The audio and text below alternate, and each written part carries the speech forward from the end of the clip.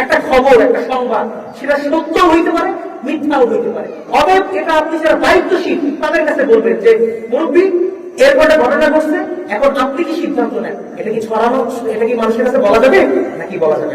বলা যাবে কি বলা যাবে না? রাষ্ট্রের অনেক গোপনীয় বিষয় আছে, এগুলো আপনার আমার কাছে বলার মতো বলার মতো না। এগুলো আপনি যদি বলেন যে প্রধানমন্ত্রী আমার কাছে কয় না, ভাই আপনি কি, আপনার কাছে বললে উপকারটা কি হবে? আপনি তো ওটা ডরাইবেন, আপনি তো ভয় পাইবেন, আপনি তো কোনো সমাধান করতে পারবেন না, তাহলে আপনার কাছে কেন বলবেন?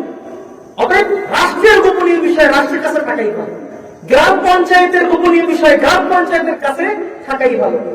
মসজিদে একটা সমস্যা হইলে এই গোপনীয় বিষয় ইমাম আর সভাপতির মাঝে থাকাই ভালো। তারা একটা সিদ্ধান্ত নিয়ে আপনাদেরকে সমাধান জানাবে।